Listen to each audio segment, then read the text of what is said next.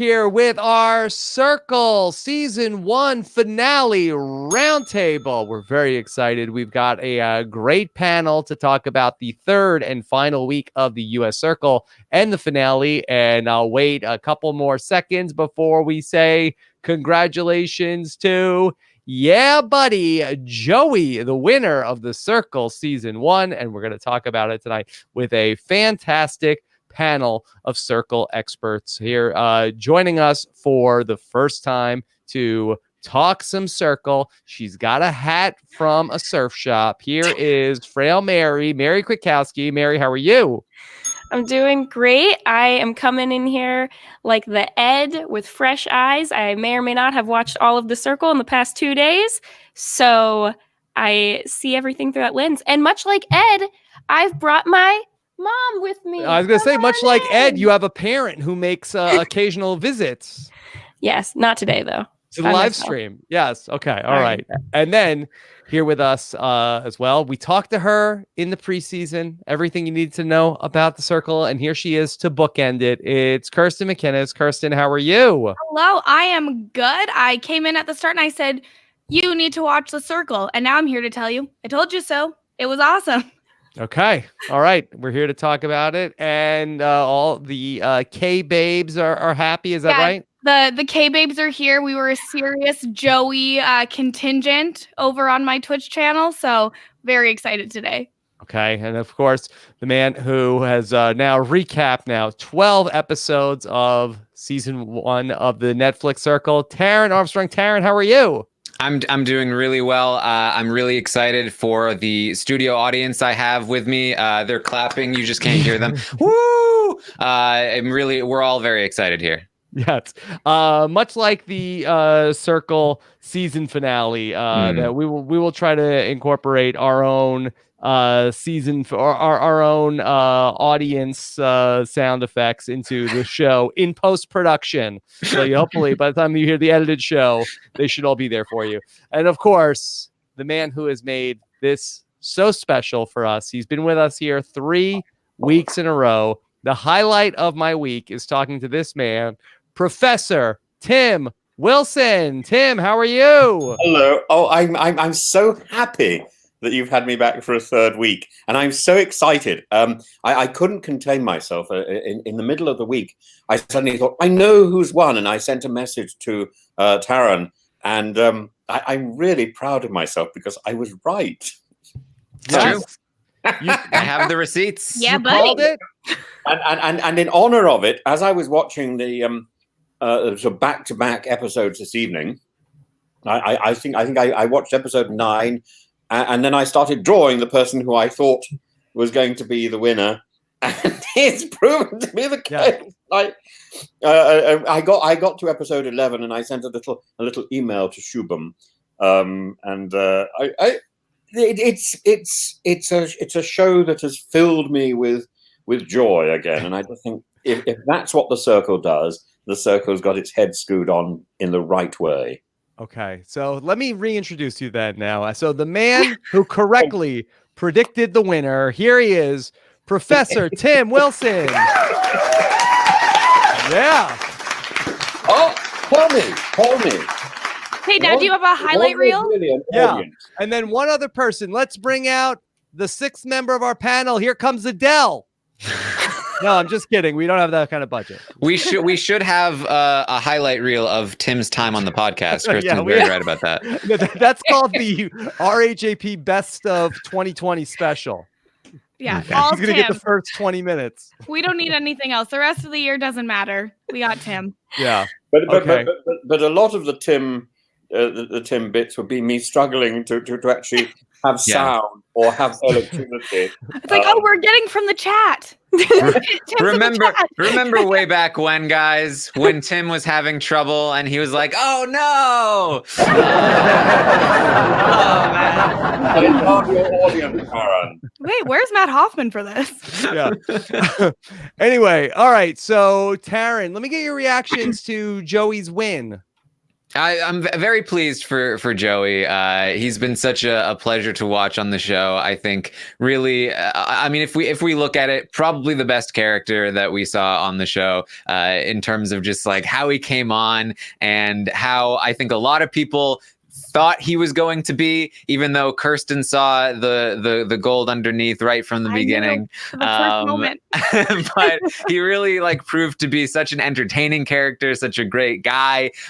He's so funny, and so I think a really well-rounded player to win the season. I think it's the perfect way to end the first season of the Circle US. All right, Kirsten, what did you see in Joey from the start? He's perfect. He's amazing. Joey, call me. But no, like Message, Kirsten. hey, message, Joey. I heard there's like a purple guy. Yeah.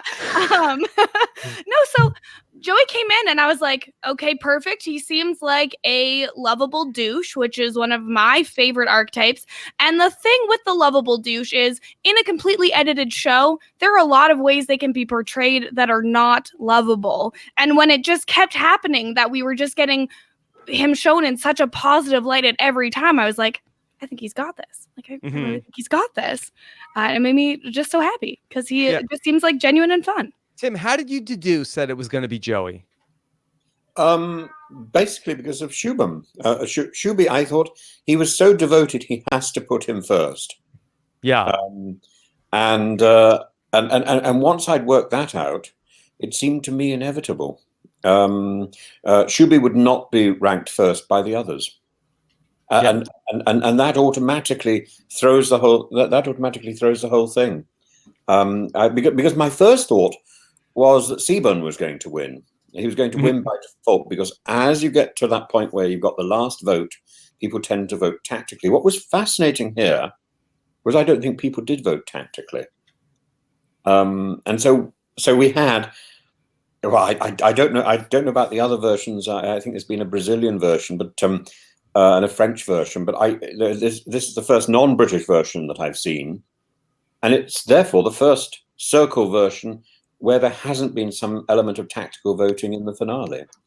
Yeah, Taran, I do think it's interesting that Joey seemed like he was the person preaching loyalty day one, and we were all in this, but from the start. And so he sort of, I felt like, fostered that type of environment of, hey, we're a family, and yes, but then it's not strategic. But then he was the person that said he was not going to vote tactically. Yes, and then in the bathroom he starts talking tactically and apologizing and defending himself. But I felt in the end he was quite honest.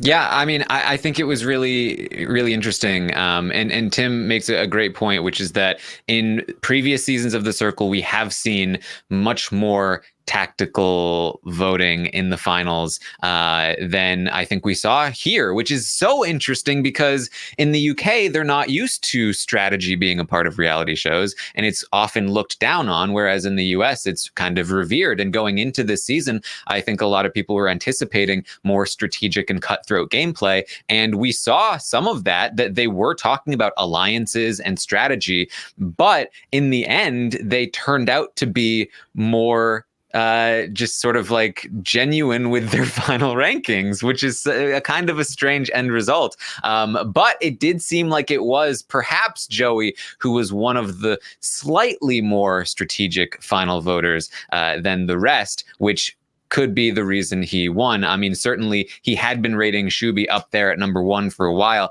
almost put Shubi at number 4, ended up putting him at number 2, which is probably what gave him the win. If he had put Shubi at number 1, I think Shubi probably would have won. Mary, what's been your reaction to Joey's win?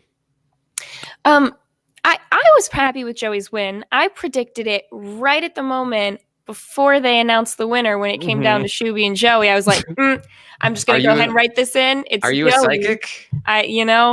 It's amazing, right? Quite a roller coaster of emotions watching like 6 episodes in a day, back to back to back.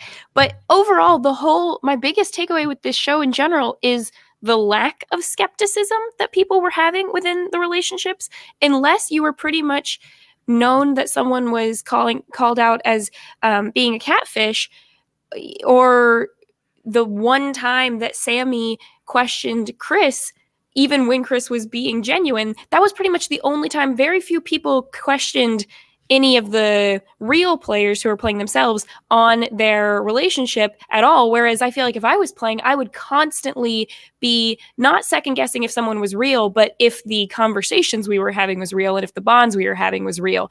And so that's the thing I was surprised about the most. And I think that definitely led into their rankings that were pretty honest and emotional based, just because they didn't really have that much skepticism toward the end of who each other was. Tim, can you speak to that in terms of those relationships that people have in the circle, in terms of how much trust is had between people, not just about who they are, but about what they're saying? Yeah, I can only really speak about this from personal experience, because you don't get looking at it. This is really the first time I've seen an entire show. No, it's the second time. I saw the first British series in its entirety, but I didn't fully understand it. This time, I think I understood it. You don't get that sort of insight into the characters that we get when we're actually playing it. Because what seems to happen in the circle is you lose that concept of time and you lose the concept of the outside world. So suddenly you find yourself clinging to these other personalities. And I'm not sure at what point that happened in the American series, but it's the point at which alliances seem less important than friendships. And Shuby got it very early on. Seaburn definitely got it. I think Chris had it. Joey had it in abundance very early on. And so it made characters like Tammy and Ed stand out. Tammy and Ed never quite got it, but my God, were they superb catfishers. I thought, wow, you actually worked out about Rebecca. There was so much about Seaburn that simply didn't ring true. But nobody in the main group, they just didn't question it because they were sort of clinging to this alternate reality. Yeah, these are the only people you can access. We talk about that a lot. Yeah, we talk about that a lot in shows like Big Brother or Survivor, where perception is reality in these shows. And I feel like the players create their own reality.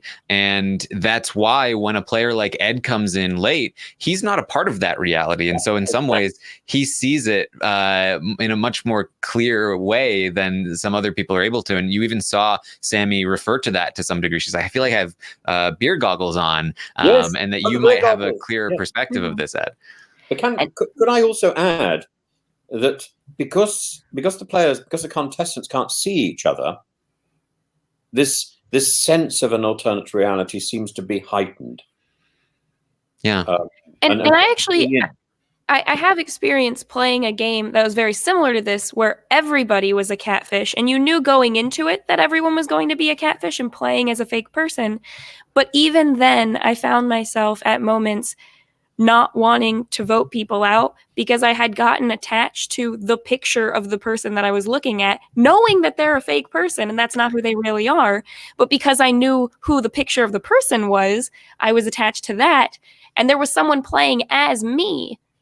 And I wanted to get them out because I didn't want there to be two me's in the game. So it works both ways. Well, and it's the thing too, like when we watch a lot of shows like Big Brother and Survivor, yes, you're sequestered away from the outside world, but then you're released in this group of people and you have body language and these physical, things that can give you inclination. But the actual sequester part of it is like, it takes you away from everything. And even like my time in sequester, like I think if I saw like my main handler from BB Can 6 sequester in the street, I would probably tackle him and be like, oh my God, this is the man that brought me breakfast every day and was the one person I could talk to. And even though it was his job, we're not friends. Like, you create those bonds and they feel so real because you're stripped away from literally everything. But one other thing I wanted to say is everyone's sitting here saying they didn't vote tactically, they voted based on emotion, all of this. But I don't think that you can really separate it that much. Like what we see in these shows is people vote for the people that they like the most. And I think everyone probably just had faith that their relationships were the strongest and didn't think it mattered as much, is probably more so kind of where it comes from. And the other thing is, it's just, it's just hard. Like, we also didn't see them actually build the relationships, because I feel like the pacing of this was all off, especially towards the end. So like, we could have seen more of those relationships and it would maybe make more sense. Yeah. Taran, we didn't get the votes, but can we assume that, Joey just had best friends in Shoebomb and Sammy, and then Chris was kind of too cold and didn't really have number one votes from anybody, and that Joey, by voting tactically and not putting Shoebomb first, that was the difference maker for him? Yeah, I mean, they didn't release as far as I'm aware, they haven't released the actual rankings that everybody did, but we went over them in the final recap that we did for episode 11, and I sort of filled in the blanks from what we didn't see to try and figure out where the votes might go. And based on that, it was going to be very close between Shuby and Joey, with Ed potentially as the deciding vote, where whether or not Ed is going to put Joey ahead or Shuby ahead. And a lot of it was the fact that Rebecca got a last place from Joey, I believe. And then she got a bunch of 5th place, 4th place. So she was completely out of it. Chris, it seemed like Chris never really managed to fully connect to that core group. His people that he connected with ended up getting cut, like Mercedes and Sean to some degree. Mm-hmm. And so the people that he was close to, they kind of left, and he was kind of left without any support in that final group. So it really did come down to Shuby, Joey, or Sammy. And then for Sammy, really, I think one of the killers for Sammy was Ed, for some reason, putting her at number 4, saying that other people worked harder. I don't know where that came from. And Joey and Sammy, I think, were the two people, when you're looking especially at this final 5, who they didn't necessarily have the strongest one-on-one relationships with any person left, but they had the most across-the-board relationships, whereas Chris was a little bit lower on that, Sammy was a little bit lower than Joey, and then Joey had the best, whereas that Shuby and Rebecca had a very tight bond, and that Chris at least felt like him and Sammy had a bond, so you almost want to be everyone's number 2. Oh, yes. Well, and that's the thing too. Yeah, with Shuby having been an influencer so many times, that kind of puts something in the back of your head where you're like, well, I don't want to vote him first because he's already had power so many times. If I put him first, that could be the deciding factor that wins him the game. Mm-hmm. Being an influencer is not a pleasant experience. You know that somebody's coming for you with a knife for the back. In my series, I was an influencer, I think, all but one time. It was horrible. And each time I groaned. So I know what Shuby was saying there. I expect every time after I've been an influencer, I expected that to be my last day. Tim, do you see anything that Shuby could have done differently that would have been the difference to beat out Joey in the end? No. Shuby's fate was sealed by his devotion to Joey. So I'm afraid that there was nothing he could do. And that's to his credit, really. What lovely guys. If anything, I just wish that Joey had been as devoted to Shuby as Shuby clearly was to Joey. That might have made the difference, as Taran was saying. But yeah. I think even then it wouldn't have been quite enough. Well, it really is at the end there. It's like one big prisoner's dilemma where it really is like the person that kind of maybe betrays their friends just a little bit is usually the one that wins the game, and the people that stay loyal are usually second, third, whatever. But if everybody stabs their friend in the back, then some random not liked person is going to win the game. Wins. So yeah, exactly. Ed absolutely could have won if all of them were thinking tactically. They all would have put Ed number 1, thinking, well, everyone else is going to put him last, and then Ed could have won the game. And that's what's really interesting to me about the final rankings. But as we said, it did seem like this time people weren't really thinking along those lines too much. Could I ask the panel here? Yes, Tim. So I know there wasn't a popular vote for the American version, but if there were a popular vote, wasn't sure where you were going there for a second. If we could do the popular vote, who do you think would win? Could we all have a vote? Well, so they do have an America's popular vote thing going on. I think we're not going to get one. It'll be announced tomorrow, right? The winner. Oh my goodness! Oh my goodness! Oh my goodness! Oh my goodness! So we mustn't anticipate that. Yeah. So there's the fan favorite coming. I think voting ends tomorrow. Yeah, I think they said it would be released on like the 19th. Oh, okay. Well, then it ends on the 17th. I knew the 17th was involved. I just did not know how. Yeah, I think they said they were going to announce it on like Instagram or something. Yeah. So, well, I mean, where else are they going to announce it? They're going to fly them all back to the UK? They could just put a little stinger at the end of the Netflix series. But I believe the winner of that is going to get $10,000, and I would expect Shubi to take that one. Oh God, yes. It's the thing is though, it's like Shubi's not like universally loved, and if people have like another favorite and they're splitting their votes, it could happen. I don't know. I wasn't the biggest Shubi fan personally, but I know lots of people do like him. I don't know. I liked him at first. What about Joey? You don't think Joey would get consideration for this? I think Joey would be up there. Joey's who I've been voting for. I think that prior to the finale, a lot of votes could be going to Joey. But I think that once Joey has already won the game, I think that people will be like, well, we want to give the extra 10K to somebody else. Maybe, but I don't know how many votes are coming in after the finale versus prior to the finale. Yeah, because you just get one vote a day. So because I think Chris made a very good case for votes with his appeal for his mother's teeth and his little house, which was emotionally very strong. But otherwise, my vote would go for Shubi. Can we talk a little bit about the actual finale format? Because I have to say that I did feel like that an audience.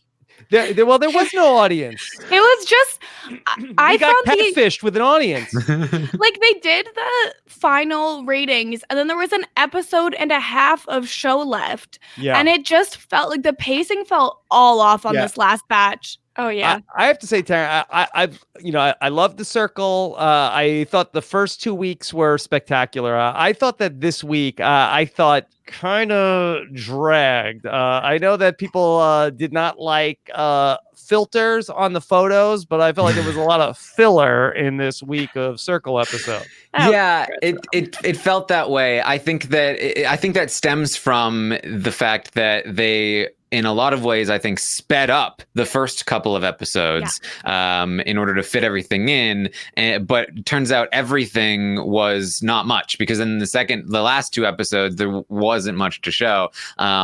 So there was a difference between season 1 and season 2 of the UK, where the UK season 2, they had live shows every week that took place in that studio and were hosted by Gemma from Big Brother UK, and they were, in my opinion, very boring. And the Circle US Netflix did not have those, and instead they made up for it in this final episode where they did the sort of like quote unquote live sort of presence on the stage sort of thing. But here's one of the things is that in the Circle UK, that whole studio was filled with people. It was like a lounge area with people sitting in chairs. And when the cast walked out, there was like a whole crowd, like that they were like high-fiving on the way out. And in this version, they were just completely not Gemma. I'm sorry, I don't know what her name was. Emma. What is it? She was called Emma. She was lovely. Emma. She's amazing. Yeah. I wonder if they do another Circle for Netflix. I mean, could they do a live reunion show? I mean, I know that they film it in the UK, but that live finale doesn't need to be in the UK. I don't know why they couldn't do that in the United States if they wanted to. I mean, like the first season of Survivor, they filmed the finale out there, and then the second season, okay, we're gonna have a live reveal show and have an audience there, and everybody could be. They don't have to pretend. Do you think is that possible, Taran? You think they'll do it the same way if they do it on the Circle? I mean, I think that if they did have a live finale, they would just fly the cast back out to the UK because that's where all the production team is. But I think that they absolutely could do that. But I mean, I think just money wise, it probably just makes sense to do it right there. Just bring an audience, like I an just, actual like- audience. But they haven't seen the show. The audience is like, wait, what? Who are these people? It's just Fill it the in. production Or- crew could sit in seats. Really, sorry. What they should do, I'm recommending like imperfect solutions to a bad idea in the first place. Just don't have this fake sort of studio finale. Just bring them out to a quiet set, like a Big Brother sort of, prior to Big Brother having a big audience. Just like a nice little quiet, like, hey, we're gonna talk to all the people from the Circle. Yeah, I would like to think that this season 1 Netflix American Circle is like a beta version, trying to get interest so that we can fix a couple things for the next time. In general, I loved it. I agree about the first 2 weeks being great. I think there were a lot of things that went off the rails. I mean, let's start with Tammy and Ed and like end there also. But I mean, I would love a version.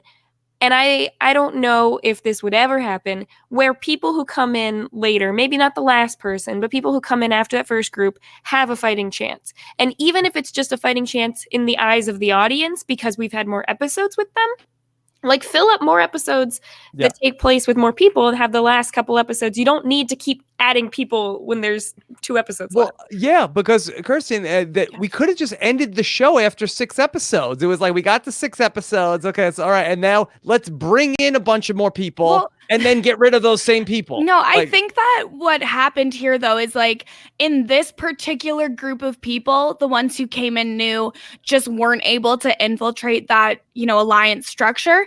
But in another season with different people, someone new could come in and have a chance. We've seen that happen before. But as an avid, Bachelor in Paradise viewer, the core cast that starts at the beginning is always going to be the most loved by the audience. And even though that's another show that only in real life takes like 2 weeks and only runs on TV for a couple weeks, the newcomers, maybe you get one person who comes in on a later week who lasts for a while, but generally those people are in and out. They go on a date, they get voted out immediately. Tim, are you familiar with Bachelor in Paradise? I'm not. It sounds wonderful. I have so much homework to do. You're going to have to give me lists of things to watch for homework. I'm very good at homework. But I was going to say, look, in the version of the Circle that I was in, we had 2 characters. Paddy, who actually won it, he came in late. And Ella, who was simply adored by people in the Circle and by the viewing public. Both of them came in late, and so I think the second British version defied that that analysis. However, the first British version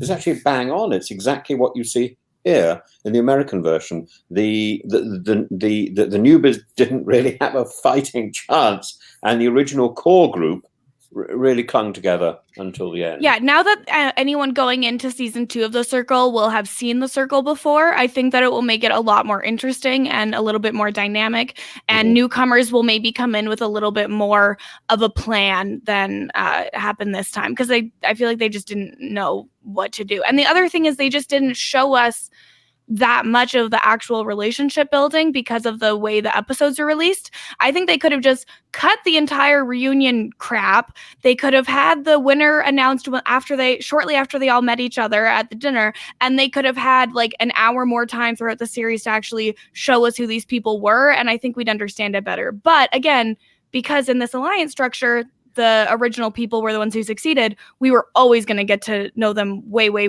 way better, because why would they waste time introducing us to people who are about to go home? And Taran, I couldn't believe when they did a complete montage of like resetting like what the show is. Like, yeah, we just watched it. Yeah, we didn't need this. I'm not gonna lie. I am never this person, but I actually fast forwarded through that part. Who was that for? Yes.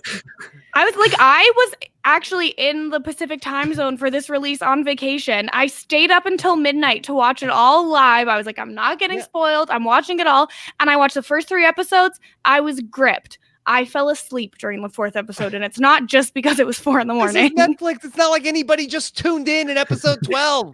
It really was like, remember 3 months ago, except it was actually 2 weeks ago when you saw all of this. And especially for me, I took copious notes on every episode and I talked about them for hours. So I really don't need to see this. Well, to be fair, Taran, that's not like the average viewing experience. I didn't say it was. I said for me. And look, I'm okay. I think it is the average viewing experience, Taran. Yeah. If the sample size is Tim and myself, then it really is the average viewer experience. I don't think that's statistically significant. Look, I was okay with the montage of like, oh, the best of Seaburn and the best of Sammy hating flirting. That's all great, but I don't need to see best of how the game works day 1 again. And I will say they did this right, and they did not do it right in the Circle UK season 2, which is that when they showed the each player's montage, they actually had like a little bubble showing reactions from the players as they watched what was happening. We did not get that in the UK, and I was very disappointed about that. So I'm glad that they managed that this time. I wasn't shown any of my past experiences. Yeah. So it was edited in after for the UK one then? I think in the UK it wasn't player specific. It was maybe more like here were some moments. Here were a lot of the catfish moments. I think so. Yeah. Tim, it was weird that there were all the people that were out of the game, that they were hanging out there, and it was like that they had already been like up to date on everything that happened, and I don't even understand how that was. Like when this finale was filmed, had they seen the show? All of these people? I don't know. It seems like I think they must have been. Oh gosh, that's interesting, isn't it? Like Alana and Antonio were like up to date on everything that happened like through the end of the show. It's like, how? Honestly, they're just sitting in sequester somewhere, right? So they probably were maybe not completely sequestered because it didn't matter that much. But yeah, maybe they just gave them some clips to keep them up to date in order for them to have 30 seconds of airtime on the finale. They have to do something. I'm so disappointed that Bill didn't get his chance to go and Bill. That was Bill had such a weird arc because he came in as like, I'm a basic white guy. I'm a nice person. Last week we were like, you know what? It actually seems like a real disadvantage for him to come in late because he seems so nice. Best friend Bill. Yeah, best friend Bill, classic. And then this time he came in and was like, these people are too nice. Why aren't they playing the game? And I was like, we've never seen you talk to one person, Bill. He went to the dark side like very quickly. Like, William, what are you talking about?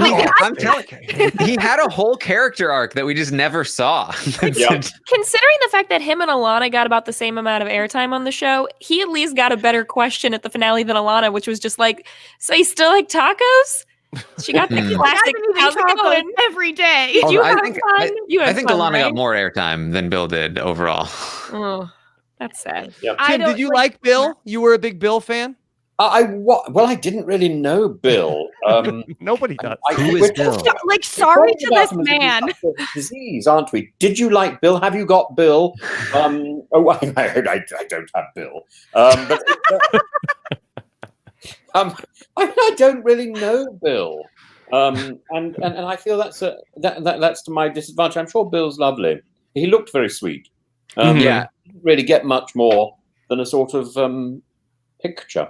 Imagine if you knew the whole cast beforehand and you drafted Bill, and that's just all you have. Bill Taran, I also thought that then Bill sort of like made Adam like less crazy. Like I feel like that once Bill showed up, then Adam also was like, all right, I got to be more like heartfelt, and that for whatever reason, like he like ruined Adam. Yes, Adam's wardrobe ruined Adam. No, yeah, Adam ruined Adam by being the worst.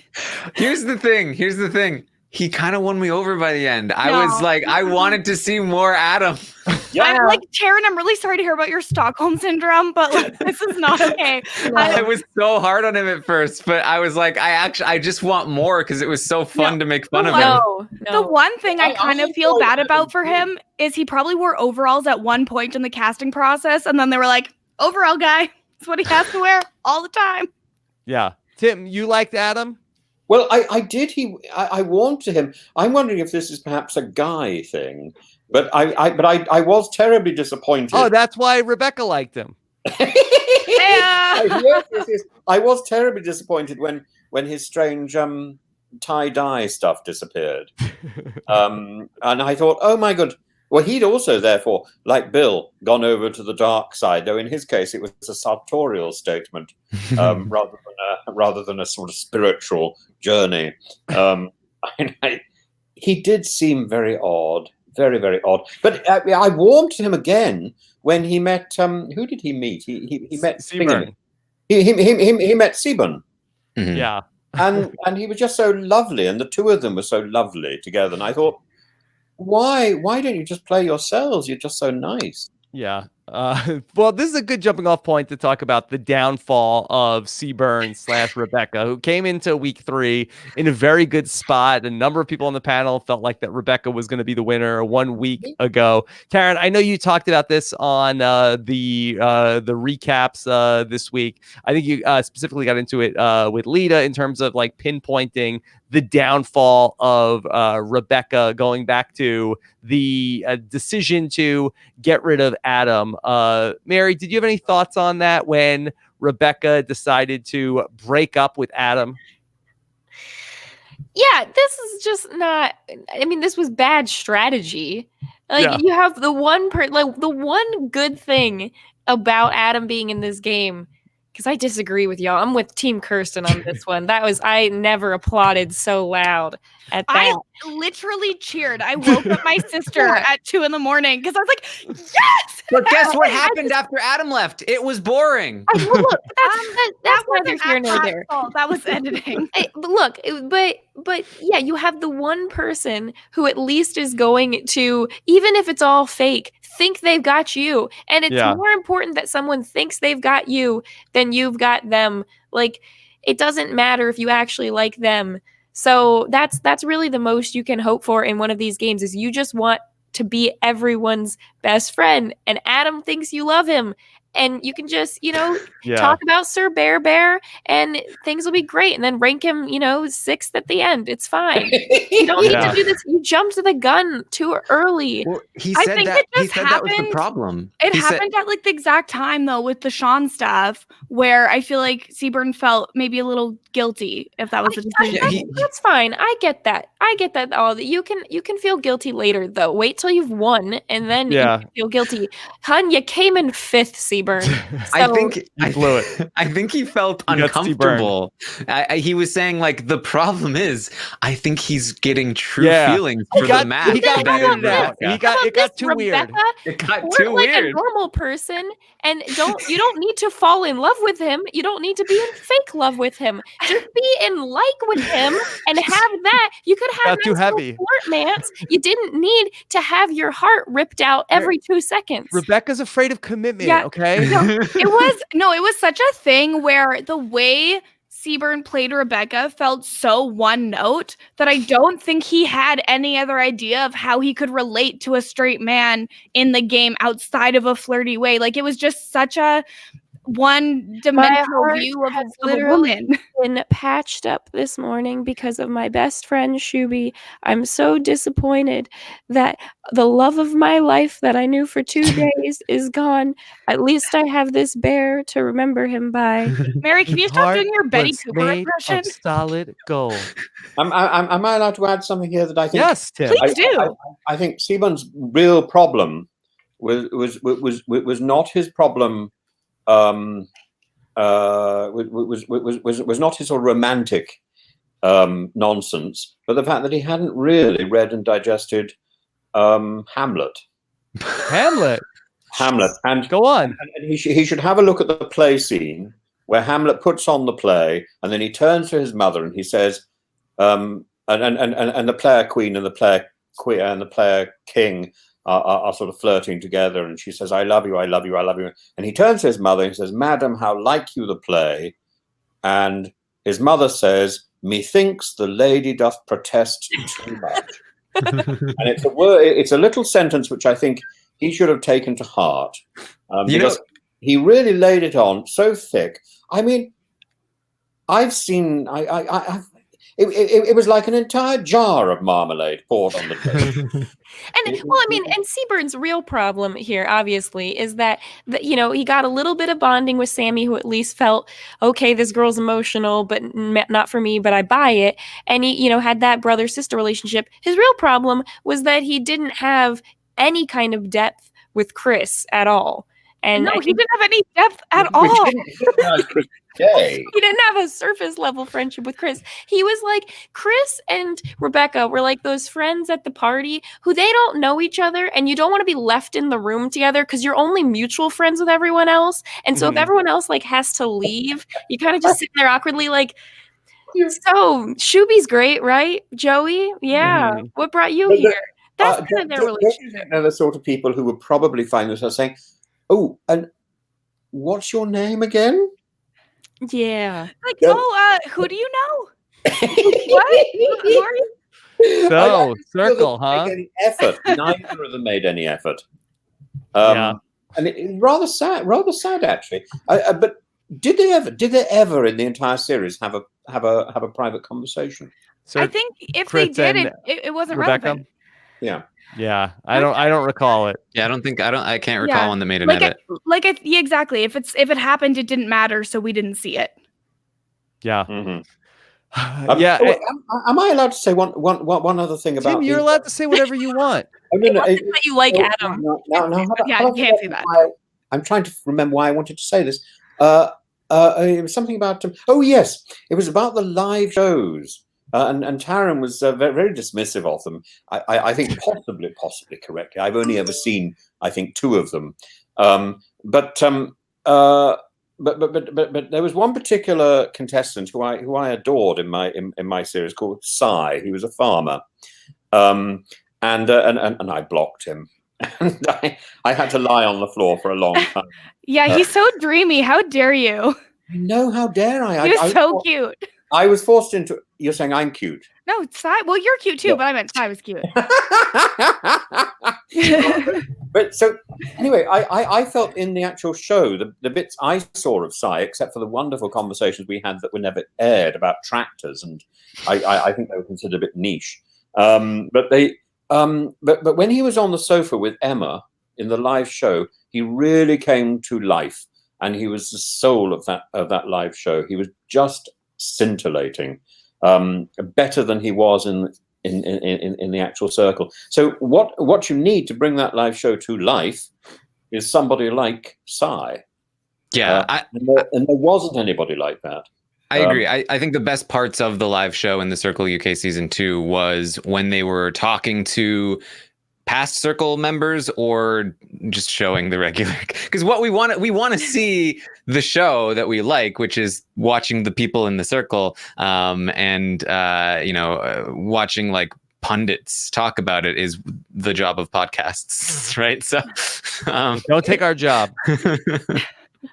Oh no. Well, but there was also like with the live shows in the UK, they had like celebrity guests. And so I know there was the week when Courtney Act came in was iconic. Yeah, it was just like they had so many amazing people talking about it and it added something to it. But I think the main element as well is having the actual live aspect. People are watching an episode every single night pretty much, and they're really getting drawn into the world. And because there are so many episodes, you can feel like you actually get to know people. So when it comes time to the live show, the audience there is electric and so excited about it. And that adds something instead of being like, and here's a highlight clip. Okay, recorded clapping. Like it fell so flat being pre-recorded with no audience. But adding an audience wouldn't even add the same thing because they wouldn't be as invested as the UK audience is. Also, I do think it's unfair to say that we didn't see the audience there because I do think there was, in fact, a moment where we saw the entirety of the studio audience when they came to grab those couches. And I thought they were doing a great job. So I just think we should applaud them. And why did we need to see them move the couches? Yeah. Very cool. I was like, this is very surreal. Why is this happening? The other thing you could do to at least make the finale more exciting is give us the impression that you are recording the finale right after that dinner table time that they had. bring back the whole cast. I assume you've sequestered them there. I don't know. Bring them all back, put them in a room, and then show us clips of the show, and they finally get to watching each other's reactions right after it's happened. That could be interesting. You don't need an audience. Well, just to build on that, I feel like that the dinner and the reunion show, I felt like were it was anticlimactic to have both of them. Could they skip the dinner and go right to the reunion? You can skip the dinner because they didn't eat. I mean, you set up this table. There was a cheese plate. No one touched. The point of it is so that people see who's a catfish, right? And so wouldn't we get that when Seaburn walks out at the reunion show? Yeah, but then that's like, it's nice in the like table environment because they bring Seaburn out, second. So we get the first reaction. And then as every consecutive person comes in, you get all of the different reactions to it. And in that setting, because they're still like just them together, it feels like a really raw moment of learning something. And I feel like if that happened on the stage, it wouldn't mean as much. I think they should have just done everything in that table atmosphere because it feels like more intimate and like you feel more of a connection to that moment. I did love it when it was Seaburn walked in and Shuby was like, Joey? And I thought that would be hilarious if Seaburn was catfishing as Joey the whole season. Like, that's my persona. Hey, buddy. That's the use. Yeah, buddy. Buddy. What are you talking about, Mary? I don't know, man. It's been too long. Also, for whoever said that this was created at all recently, just go back and watch the slip and slide competition from this past season of Big Brother, and you can hear it about 6,000 times. Yeah, buddy. Yes. Yeah, buddy. I think the DJ Pauly D started it like 10 years ago. Yeah. This is not new, and I'm a little over it. Yeah. Tim, what were you going to say? I was going to say that the meeting over the dinner table. Yes. Seemed to me to be all skewed. I wasn't at all excited by the reunion, by the meeting of Shuby and Rebecca. The real emotion appeared when Sammy came in. Don't you think? Yeah, I felt like Shuby was holding back. I felt like he was really, I think he was hurt and annoyed in that moment, but he didn't want to hurt Seaburn, and so he was like, no, it's totally fine, but kind of like on the inside he was like, it's not totally fine. Like, he's not smiling, he's baring his teeth. It's fine, it's fine. And Seaburn is like, I'm so glad that you're totally okay with this. My whole thing is people being 100% genuine, but this doesn't bother me at all. Yeah, it's like I'm fine. This was fine because I got to know you. It didn't matter. It was a completely different person than I was talking to. And that's sort of like, I think one of the best moments in any season of The Circle was the dinner for season 1, because there's an intimacy there, and there's some genuine reactions that are really great. And I feel like we didn't quite get it here. Even just like some of them came in and they were like, who are you? I'll deal with you later. Hey, Shuby, yay! Like, it just there wasn't enough reality. Like, I feel like Americans don't want to be duped. They don't want to they don't want to be like, oh my god, I had no idea. Like, Chris comes in like, oh, I'm so happy that you're the catfish. It makes me so pleased. The number of times though Chris looked at everyone else and individually said, I'm so glad that you're real. And then just ignored Seaburn over there. It's like, you're great too. Yes. I'm so glad you're real, Sammy. I felt so bad for him. I think that it was sort of like a slight of like, oh, I'm so glad you're a catfish because that what you were saying made no sense. Like, I'm so glad because that I was seriously worried not a real person. That something was wrong with you. So glad that you're a catfish. But the two big emotional moments in that scene were Sammy's entrance. And then Joey's entrance. Joey came in with such force. It was in the Circle 2 in the British one. It was Woody coming in with such incredible vivacity, and both Joey and Woody are tall guys, and that probably helps. But I felt the real emotion should have been with Seaburn. And it wasn't. And that I felt was a bit disappointing. Yeah. Kirsten, how much do you think that Joey and Shuby are going to hang out in real life? How many times do you think they've hung out since the wrapping of the circle? Over under half a time. I'll take the over on half, but I think if you'd said 1.5, I'd have to think about it. Mm-hmm. But if you don't count like the wrap party. Yeah. Here's the thing. What we have all learned is Joey has all kinds of friends. It doesn't matter if they're different from them. He's gonna be friends with them. He thinks people that are like him are very annoying. I thought that was very endearing. Once again, Joey, call me.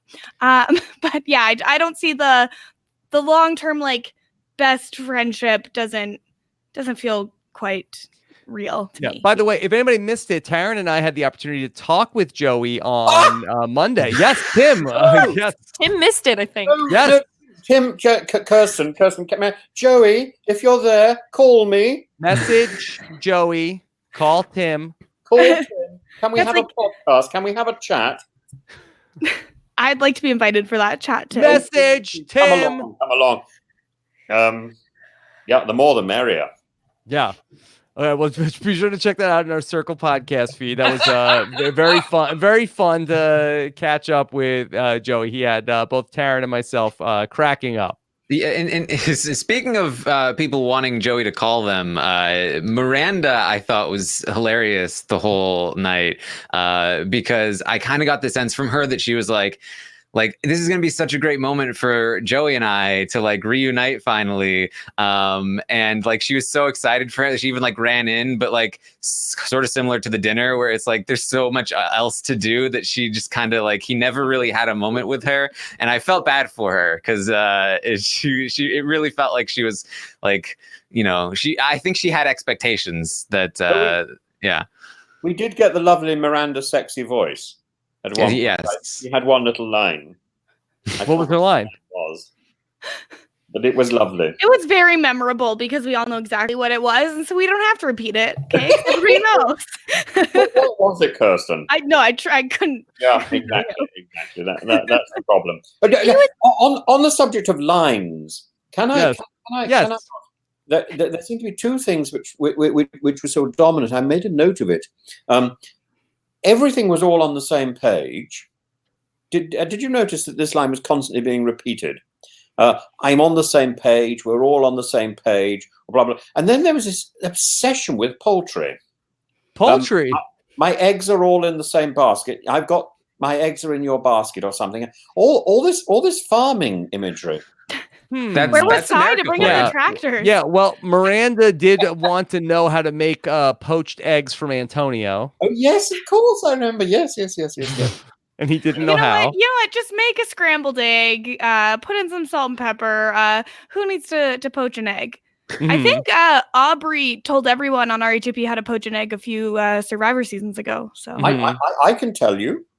Put some vinegar in the water, Tim. Come on. No, you don't need to do that. All you need to do is you boil your water, then you turn it down or you take it off the boil, and when the bubbles have stopped, you put in your eggs, and the things sort of poach beautifully. Then you take them out and you stick them on your toast, which you just put in.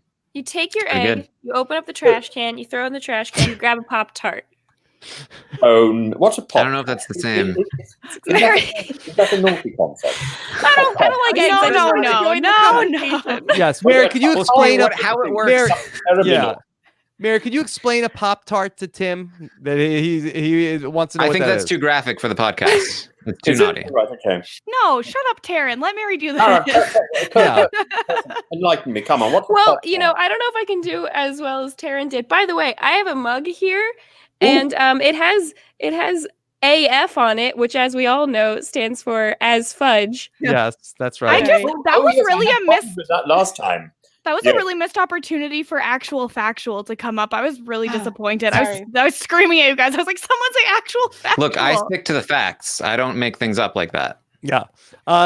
So, Mary, can you describe what a Pop-Tart is for Tim? That he's that Tim. I love that he's like a sponge. He wants to know everything. That's how he become a professor. What I think it would be. Yes, sure. Would be a friendly prostitute. in British English. Which makes a lot of sense in the context I put it in, obviously. Sorry. So tell me what a pop. The worst are the unfriendly prostitutes. That's really. We call them sex workers now. That's just a everybody. tart. I'm so sorry. But, Oh gosh, no. I'm not okay. I'm not. oh, whoops. No, I don't know if I can top that. A Pop-Tart is a breakfast treat that's like a cracker It's with like some a filling. Yeah. And if you can put it in a toaster, and that's how it pops up when it's done. Or if you're lazy like me, you can just eat it raw. It's a great replacement for poached eggs. My mind was boggling, I'm afraid. I'm so sorry. I'm so sorry. I hope we're all on the same page now. We're definitely on the same page. So, Mary, what kind of Pop-Tart do you eat? I like the kind that has the frosting and the sprinkles on it, the strawberry ones. Oh, Okay. raspberries. Fine. Anyway, look. Taran, you get us back. Circle. No, this is over. Sorry, guys. The podcast is done. This is just a nice representation of the kind of flirting that goes on in the circle, where they talk about Pop-Tarts. But no, speaking of like on the same page, it feels like it was interesting noting the difference in lingo between the Circle UK and the Circle US, and definitely the US version had a lot more of like alliances and building, things like that, and on the same page is very much sort of like a euphemism of like trying to say that we are working together toward a common goal without actually saying all of those words. And so I do think there is something to that and sort of understanding the language people use to strategize in a game like this. This is kind of unrelated, but also related. I don't know. I don't know what's related anymore. Kirsten. But the one thing that I would say, not the one thing, but one of the things that the UK circle is just so much better at is because UK slang is so much better than the way that we talk, and it just adds another element. Well, it's different, so it's fun. Was there a rule put in place at some point that we had to use the word tactics and we couldn't say strategy? Well, and I think that's because they would have maybe watched the UK version, and that's how that type of voting is described, is always as tactical rather than strategic, and it's just a difference in verbiage. Okay, I just want to make sure I got the rules right for next time. Well, I would hope so. Could I redeem myself slightly? I don't know. Can you? It's him. You have no need to redeem. Into squalor. By drawing your attention to the moment when who is it now? When Joey saves Rebecca, and I want to plant an image in your minds, if you remember it, that smile that spread on Shubi's lips. Mm-hmm. Wasn't it just deeply endearing? Mm-hmm. I'm really sorry, Tim. I just don't find Shubi endearing at all. For the first moment he was on the show, I was like, he's a national treasure. And I tweeted it out. It was a very good tweet. And then literally 10 minutes later, I was like, oh, I don't think he's actually as genuine as he's trying to come across as. I feel like he's saying, I'm genuine, everyone's real, I care when people are real, and I feel like people who are actually real don't have to tell you all the time how real they are. And so I found him very off-putting after the first 10 minutes of the first episode. Tim, I apologize. I should have warned you in advance. Kirsten is what we call in the US a hater. Oh, I drank my haterade. Sorry, guys. Look, I haven't heard this from anybody. Being so down on Shubi. But this is why I like Shubi, because I think Shubi is playing the game just as much as anyone else, and he was playing this naive character of I'm your younger brother. Don't say that to us. Be honest with us. Look, sometimes to get into the character, you want to portray that to the audience. He's playing that as well. Of I want to be the beloved younger brother who's being so authentically me. You're on a game show, buddy. You know what you went on to. You're not going to be just this magical person. That's what I really liked about him. Actually, was I thought that he was playing his role the best, and he was actively playing it. And I think if he had not kept telling people like Joey over and over, me and Rebecca, I just love her so much and I support her, and brother, sister, blah, blah, blah, then, they believed him because of this persona he was putting on. I feel like he genuinely liked Rebecca and knew that that was good for his game, but I think he knew it was good for his game to have that person there and to be the open and honest person the whole time, you know, outwardly saying he was like the first person to say, I'm protecting this person, they're my number one, etc. I'm going to give it to you at face value. And I think he was playing that. Yeah, I think I'm just going to die mad about it. Yes, Mary, the warmth couldn't have. The warmth was so genuine in that smile, wasn't it? That's a I'm smile sorry, can Tim. lie, You Tim. just fell for a nice smile, Tim. I'm sorry. I always fall for a nice smile. You fell for Adam, so I can't take anything. Yeah, you say right? to mean anything now. Does- How does dare you, jumping Mary? on my bandwagon feel a I little bit better now, fell for Mary? Adam's trousers. Yeah, I mean, Like look, this I'm actually probably more with you than not, Kirsten, in the sense that I think Shuby is one of the people over the course of all of the recaps that I got the most mileage out of in terms of like, you say one thing, but it's real easy to point out all of the ways that this doesn't add up. Exactly. And the thing that could have made him a lot more compelling, in my opinion, is if you, like, yes, play this character. If you can get all of the other people in the circle to believe that you care about being genuine and being real, and the bravest thing to do is be real, awesome. But you are sitting in your room and you could also talk to the camera. You could say something and then to yourself be like, they don't even know. I say I hate social media, but I'm still willing to go on a show about it. Like, there's just like a layer there of that just felt disingenuous, and I didn't connect to him. And I know that a lot of people connected to him, and that's amazing. He's just not for me. Is that on him or the show? Because did we get that kind of attitude from anybody?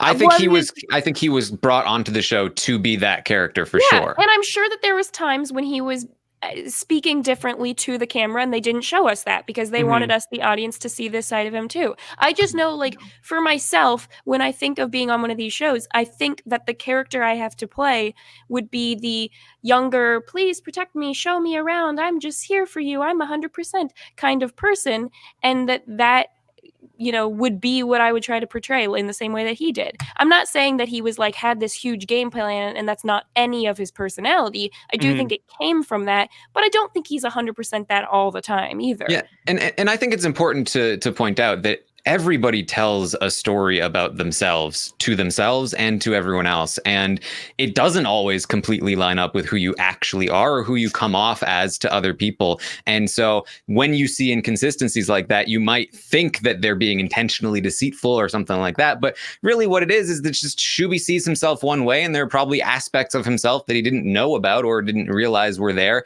that maybe he will see it when he watches back. And they're not even necessarily negative things. I think they're just things that maybe would have surprised him or that just happened to not quite line up. It doesn't make him like a bad person or anything like that. I think it makes him human. And I think that's maybe part of what people do like in him.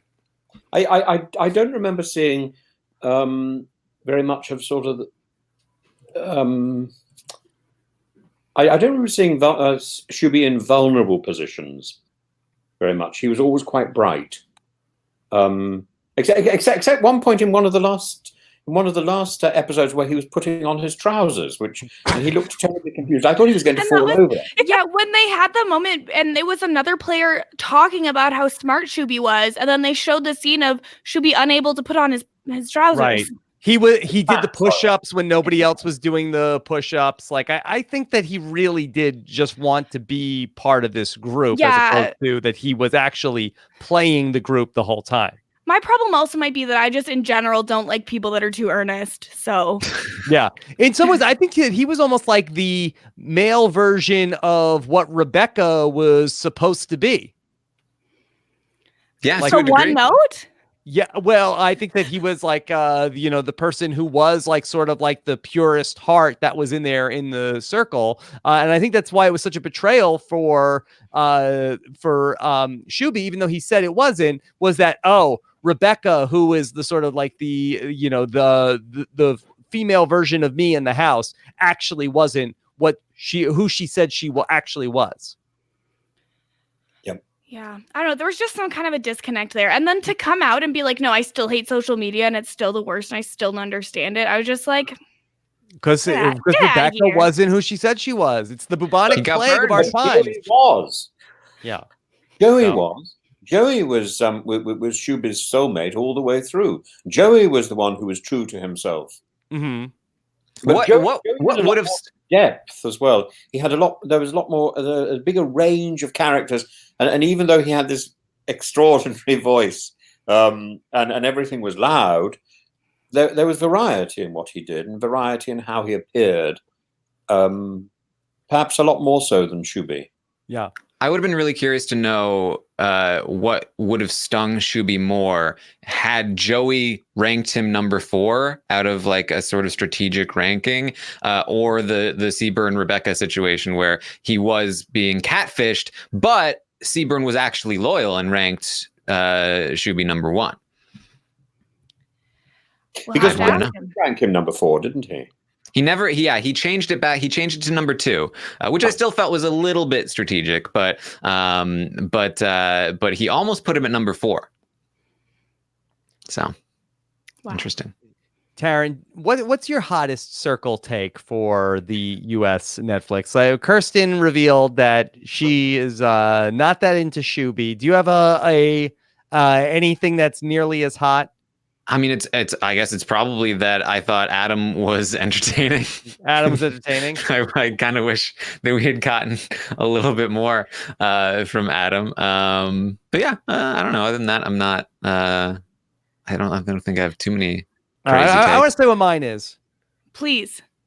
Go on. I was kind of meh on Sammy. Wow. Oh yes, me too. Thought she was just kind of one note. Thought that she was just there. What I liked about Sammy was that I think she was a very accurate representation of how a lot of people do treat social media, though, which is that they don't say what they're thinking. And she gave us both, as the audience, saying what she thought, but then typing out, saying in messages, a side of her that wasn't completely fake in the same way that Ed was like, okay, I just got to be fake with these messages, wasn't playing a character either, but was just sort of the nice version of herself. I think she knew the things that were required to be said. And I think that's how a lot of people do treat social media. Yeah, maybe you don't actually think everybody looks fire in every picture they post, but you know that you probably should say something nice. And then you're going to do it. And also everybody does look fire in everything they post. And if I've ever posted that on your picture, I'm actually going to go scroll through my recent posts and see what Mary's commented, because I think we might have a problem. Yeah.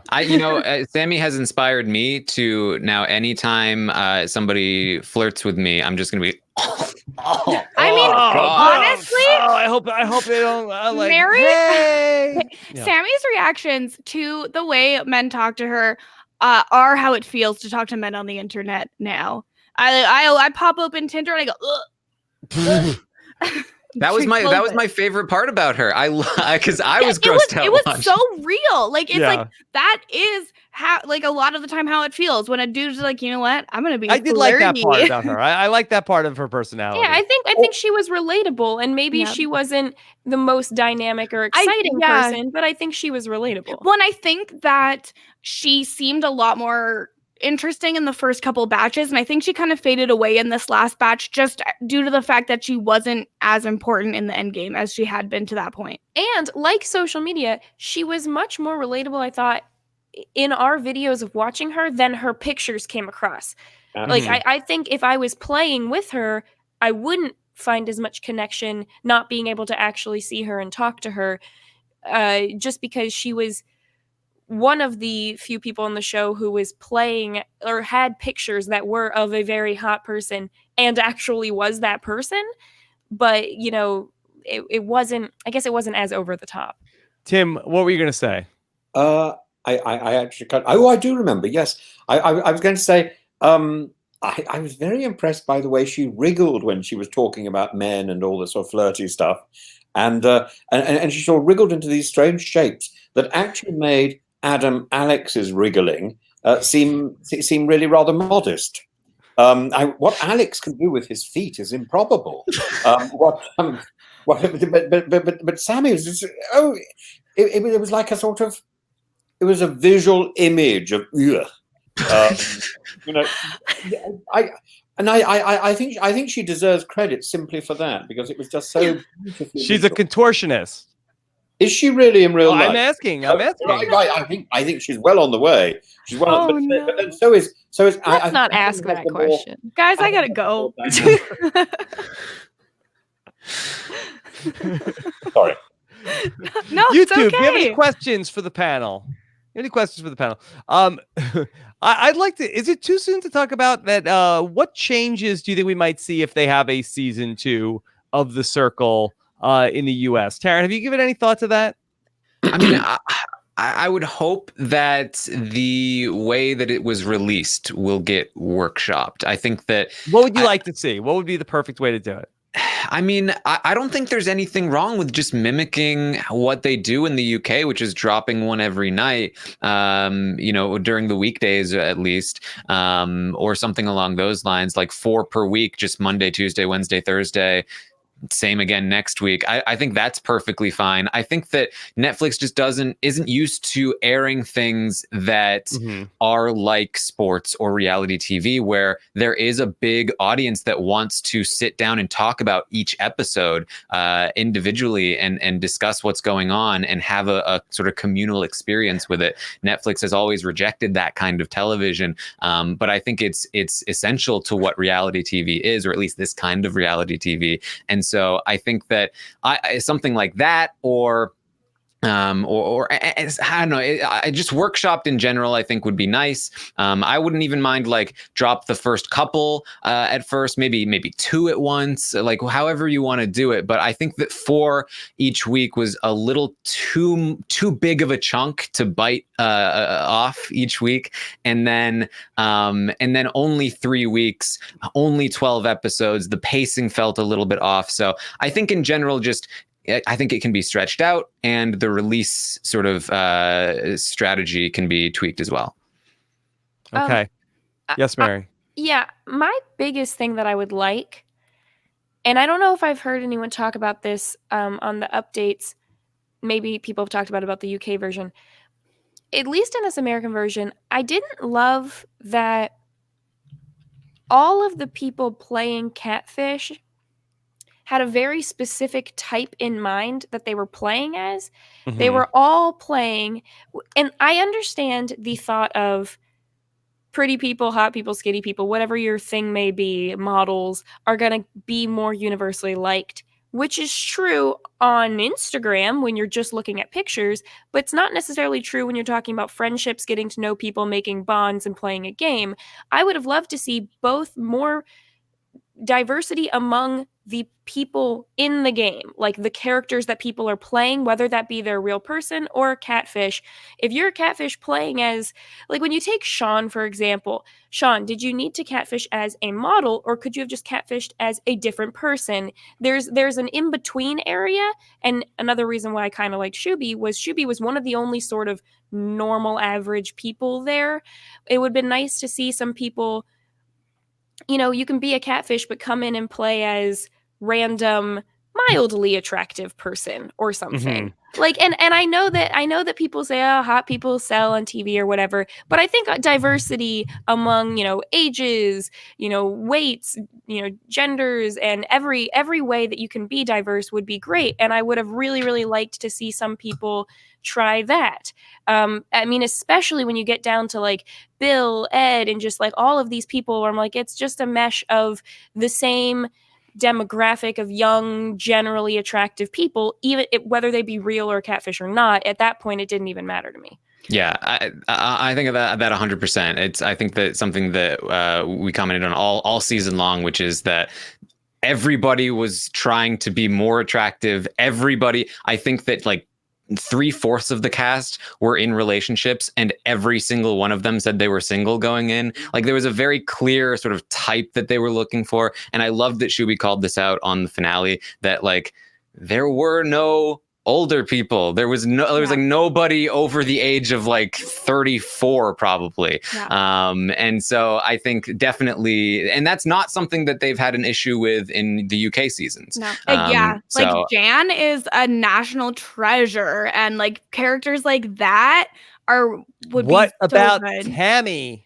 Kate, and Tammy's iconic. I love Tammy. I wish we had seen Tammy come in as either herself playing as a younger woman or her playing as her son and him not being there. He didn't add anything to the equation. Well, she said she came in to connect with the older crowd, but there wasn't. There was no older crowd for her to connect with. And Tammy is iconic, and like more people like that are what we need. Like literally, like Jan from the second season of the UK Circle is a perfect human. The moment she walked in, I felt. Is that true, Tim? Oh, I adore Jan. When she came to see me, we just connected in such a strong way, and she's one of the people that I continue to talk to. Jan reminded me so much of my mom that every time she talked, I started weeping like a baby because she just had that kind of like emotional connection through the TV that you don't always feel with the people in this US version. Like, I connected with the UK cast a lot better because of the format, because of it's not in weird batches, and that again, everything that they said is what needs to be fixed for next time. Am I wrong to think that, especially when you're watching a show that goes on for longer, that an audience, while they do like to look at attractive people, don't they also like to look at people that they can identify with? I mean, isn't that a lot of the reasons why you do have the love for like Sammy and Shuby and stuff? Yeah. I mean, like, think about fan favorites from the Circle. You've got Alex from season 1. You've got Tim from season 2, and potentially Shuby here from from the US. Like, it's the regular. It's not the 20-something supermodel that is generally the fan favorite. Yeah. And I think Kirsten's quite right to mention Jan. I think we should have the Jan show. I think she was a spectacular addition to the. Well, that's just stealing Taran's branding. What's Taran's branding? Taran's podcast, The Taran Show. I would, no offense, Taran, I'd much rather listen to the Jan Show. Oh, come on. No, what did I tell you about being a hater, Tim? No, I don't hate. I love the Taran Show. And you know what? The next episode of the Taran Show, Tim is going to be on. So you're basically saying you don't want to listen to it. Everybody knows that I stan the Taran Show, but I stan Jan more than I've stan a human in a very long time. Like, she's just incredible. Jam is very tasty. I said Jan. Could Jam in a Pop-Tart, right? Stop it! Stop it! I'm so embarrassed about my little dissent.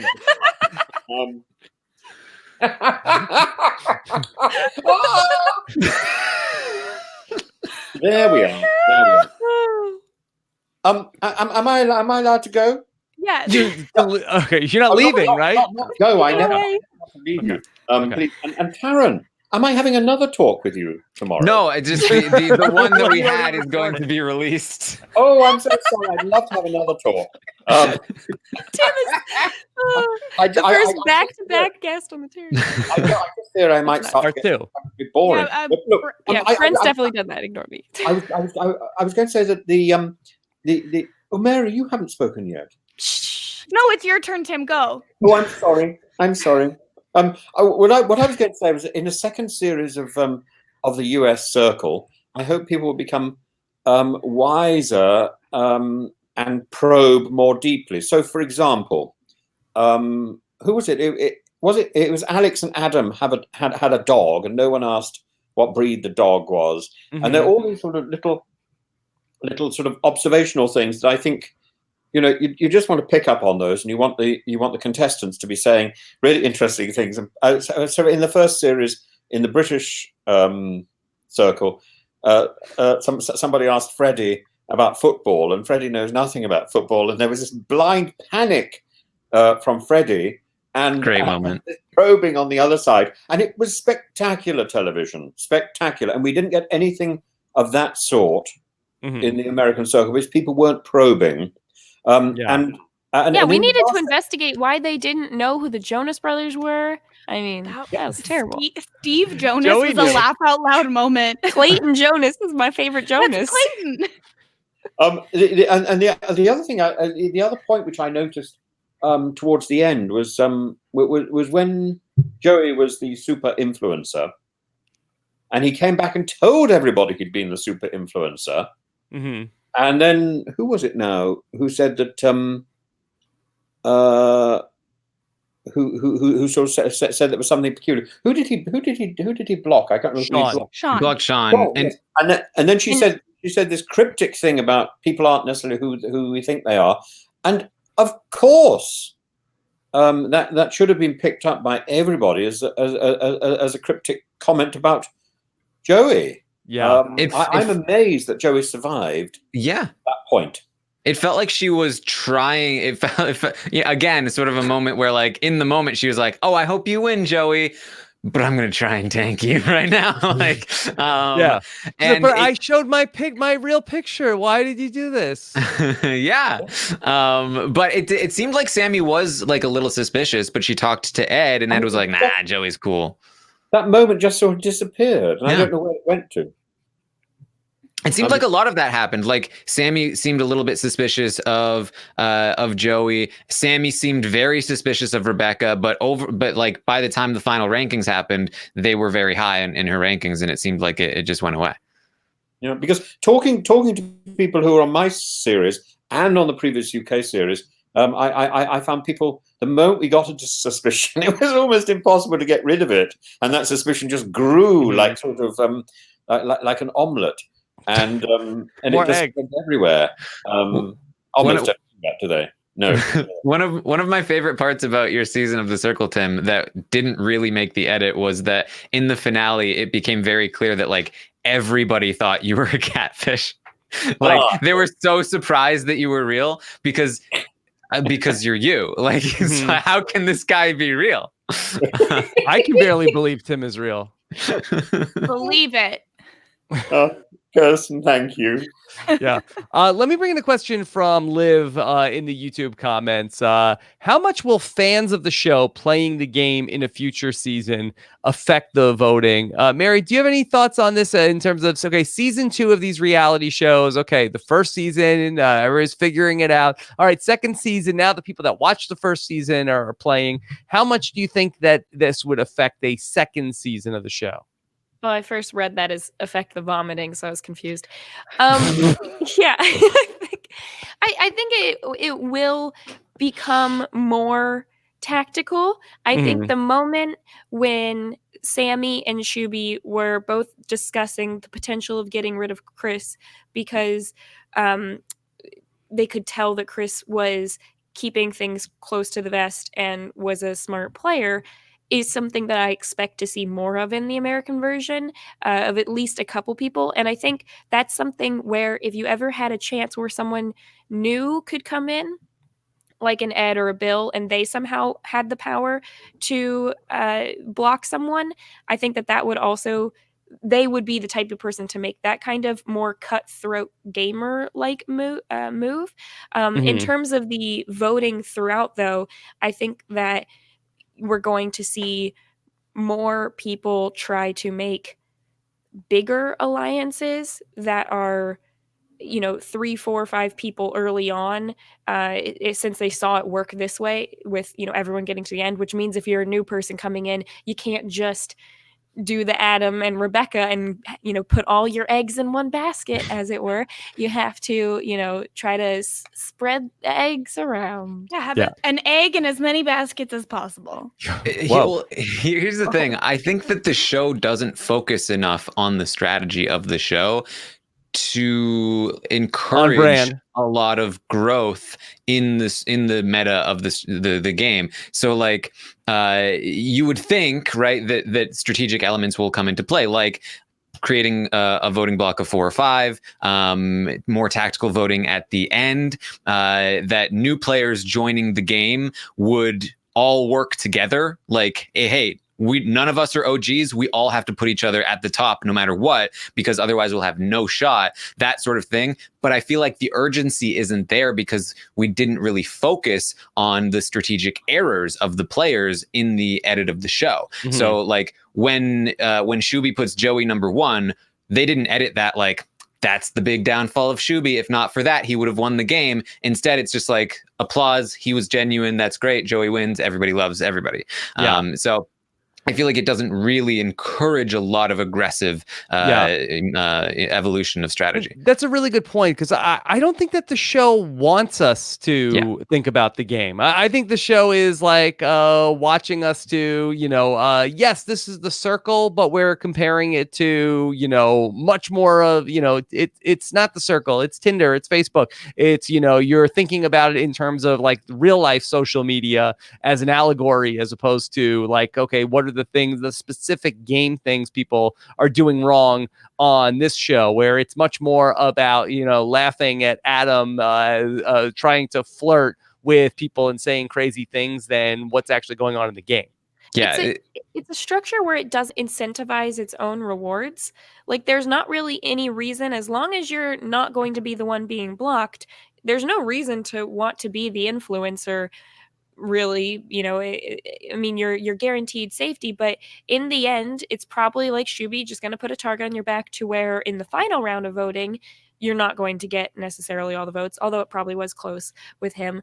But I think that if the game wants to mix up the people who become influencer, they need to make a little bit more of an incentive for that. But like you're saying, I don't think the game wants you to think about the strategy in the game. Yeah, and that's so charming about it.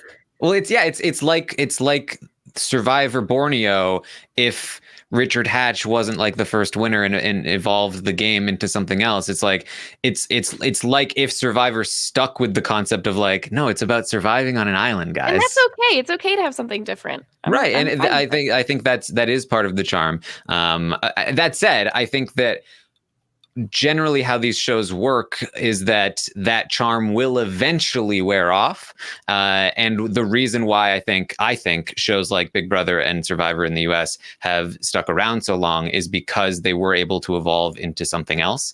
So I'm very curious to see if the circle does stick around for a while, what kind of evolution we see in it. Well, by the circle 15, you would know that you have to look inside your fake cake. You're not trying to decorate it. There's an idol in there, and you need to know that. And then you have to hide all your decorating. I thought you were making a Big Brother. You're gonna go the Big Brother 15. Yeah, I was like, really that's gonna be a much different show. Yeah, I was not ready for that. I'm glad that we were a random number.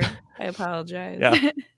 Could have been anything. Tim, what do you think about the future of these circle versions? Do you think that these players end up getting trickier and trickier, or do we see more of the same? Well, I think the players will get trickier and trickier. I think the circle as a concept needs to keep going back to its origins, which is that it's a game about friendship. So anybody who takes this in a sort of direction of a sort of dating game is doomed, because it's not that. And anybody who wants to be over strategic or tactical is equally going to be doomed, because really the circle is in control, and it's going to produce another bizarre twist and game.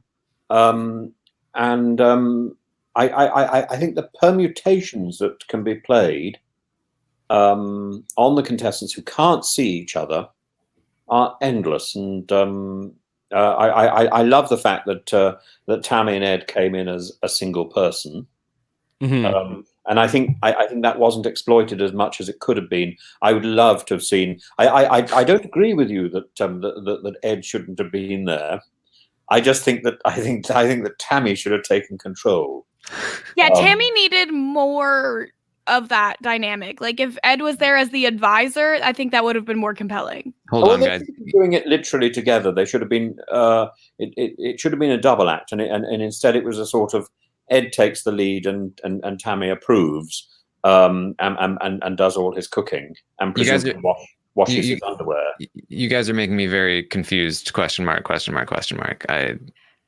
not. Okay. Well, how about if we put in some emojis to make it clearer? How about a winky? Can I send you a wink? That's too forward. And you'd better not call me a son of a gun. real son of a gun. I liked it when Ed had to go talk to Sammy and then talk about what was going on, and then had to also explain, well, it wasn't always me you were talking to. And then Tammy came in, and then they kind of explained what Tammy did, but she actually did nothing. And I think they made it sound like she did more than she actually did. Yeah, she was like, it was his face and my brain. Honey, it was not your brain. Not even, it was your brain getting shot down every time. But like that was wonderful. Like I just found Tammy to be so amazing to watch. The show knew it had struck gold when Sammy said, "I hope he doesn't say something like you look so beautiful, you don't need makeup." And then Tammy was like, "Oh, say you look so beautiful, you don't need makeup." Mm-hmm. Like that was great. Yeah, it was like she gave us so many great moments. I wish that they had come in sooner as well. I think another change that I would like would be if there was a little bit more time between the last people coming into the game and the end of the game. Because again, like Ed and Tammy were not really eligible to be eliminated until the final ratings. So like it's possible that they could have come in, not really possible, but like conceivably they could have come in and won having never been vulnerable. And that doesn't make a whole lot of sense to me. They're so good. So Like, they were so good. And the team, and they won, and they were 2 people. How about that, everybody? Would have been weird. I think we should have had another. I think we should have had another 2 contestants in the game within those 12 weeks. Within those 12. Tim, 12 weeks. I think we should have prevented 3 from go. We should have blocked them before they entered. No, We needed less people. Block them from birth. That's an awful thought. Taran, I want to get your take on what do you think will be the impact of Joey being the winner of season 1? So when season 2 is getting ready, and people, let me put on Netflix and let me watch this circle before I go on and be on the show, and they see, okay, Joey is the winner. How do you think that that's going to change the show? I think that we're going to see a lot of people go on to the show and they're going to be like, all right, I'm on the circle. Let's go. Hey, buddy. Let's do this. And no, I think that in general, I think Joey just came off as genuinely the most popular person in that group.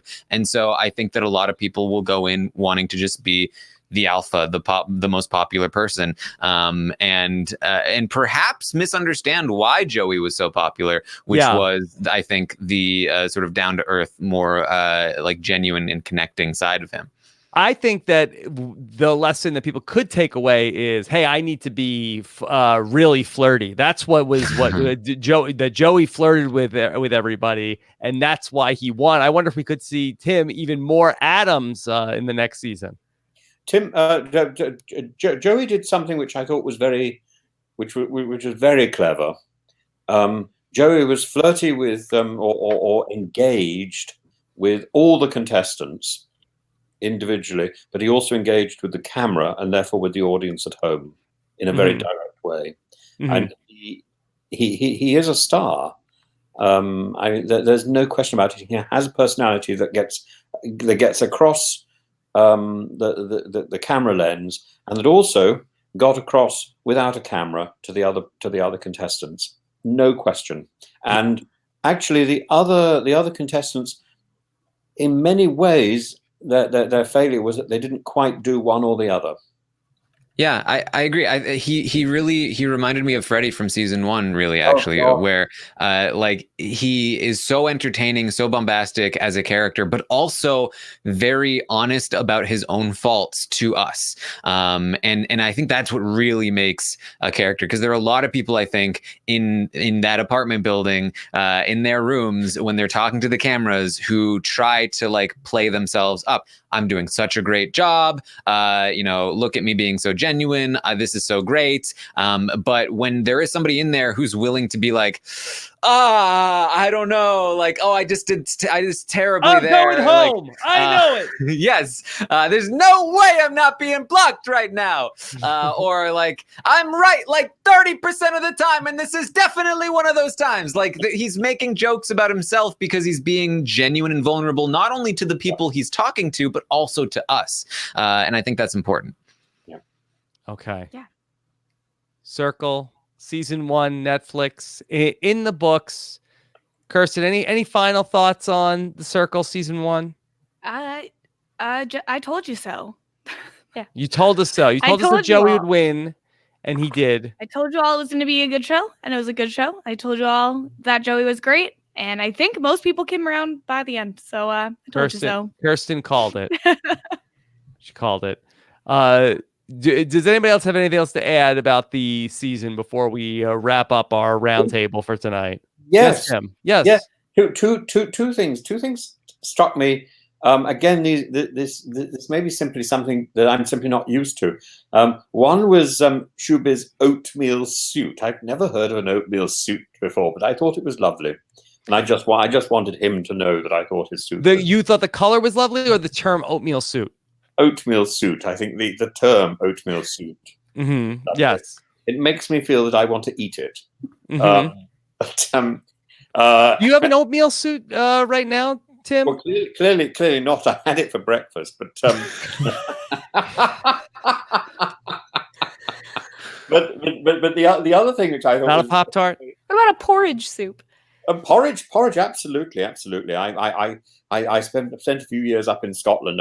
Porridge used to be made in bulk, and then people used to carve it up and sort of heat it up and then eat it. Tim, can you tell me what the difference between porridge and oatmeal is? Well, oatmeal is made. Oatmeal is used to make porridge, but I think oatmeal is something you would feed to cows, isn't it? Oatmeal? Yeah, it's like oatmeal is the oats, and then when you prepare them, they're porridge. Yes. I eat oatmeal. I think there are other grains in porridge. Oatmeal is a type of porridge. If you go to Russia, there's so many different types of porridge, and I never knew. I thought porridge was just porridge, but oatmeal porridge is the one that we've got used to in the West. Whereas if you go elsewhere, there's all manner of seeds that you can boil and turn into sort of gloopy sort of breakfast. But so that was one point. The other point was Chris's thing about what was it now? Godfidence. Godfidence, yes. He gets confidence from God. Yes, it all seemed such a sort of with the glittering suit. I thought, is this an angel come among us?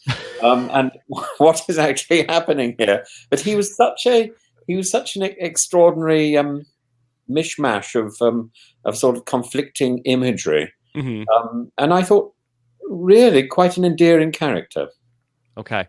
I want to ask the YouTube commenters if you have anything else that you want Tim to explain to us. I think that would be very fun. Explain anything. I can't explain myself.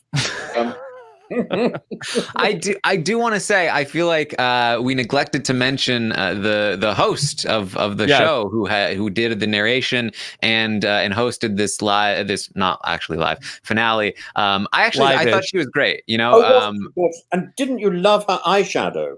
Absolutely. Yeah, she had a great look. Yeah, I did notice it.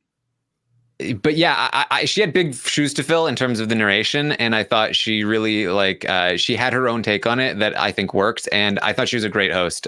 She was very bubbly and had a lot of funny sort of banter between herself and the contestants. I would love to have seen her more during the program.